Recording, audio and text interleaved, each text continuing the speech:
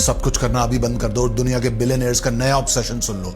Billionaires ने death के खिलाफ ही जंग छेड़ दी है, वॉर ऑन डेथ, और अब ये 200 से 500 साल तक जीने की तैयारी में है। Jeff Bezos, Larry Ellison, Peter Thiel, ये सब बिलियनियर्स ऐसी साइंस को फंड कर रहे हैं जो एजिंग को रिवर्स कर देगी। ये आपके बुढ़ापे को ही रिवर्स करने वाले हैं। जेफ बेजोस ने खुद ऑल्टोस लैब्स में $200 मिलियन लगाए हैं, पर वो अकेले नहीं है। दुनिया के सेकंड रिचेस्ट लैरी एलिसन जो 81 साल के हैं, उन्होंने एंटी एजिंग रिसर्च में $370 मिलियन से ज्यादा दान कर दिए हैं, और वो खुद 81 साल के हैं और 5th मैरिज भी कर डाली है।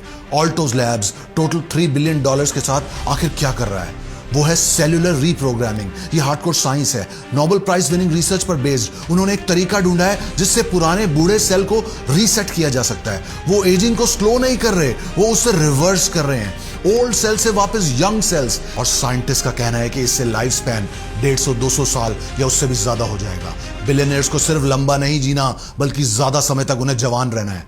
पर इस टेक्नोलॉजी से आने से पहले अगर ये बिलियनियर्स मर गए तो इनके पास प्लान बी भी है, क्रायोनिक्स। डेथ के बाद अगर आपकी मेंबरशिप है तो आपकी बॉडी को -196 डिग्री सेल्सियस पर प्रिजर्व कर दिया जाता है। आप टाइमलाइन में फ्रीज हो जाते हैं, इंतजार करते हैं। फ्यूचर सिविलाइजेशंस आपको वापस दुनिया में लेकर आएंगी टेक यूज कर। इस पर काम करने वाली लीडिंग कंपनी है एल्कॉर। इसकी ऑलरेडी 1800 से ज्यादा मेंबरशिप की वेटिंग लिस्ट है और फी 2 करोड़ से भी ज्यादा है। सब ये जुआ खेल रहे हैं कि मौत अंत नहीं, बल्कि मौत ऐसी बीमारी है जिसका इलाज बाद में हो सकता है और हमें दुनिया में वापस लाया जा सकता है।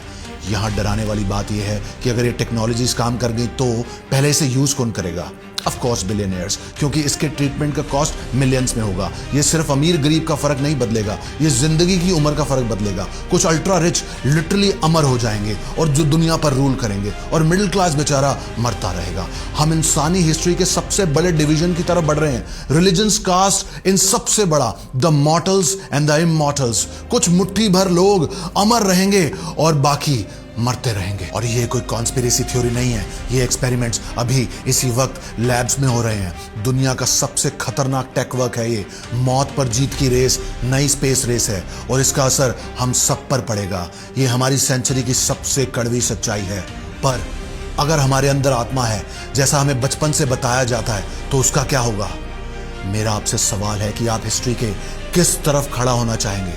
सोचिए इस बारे में।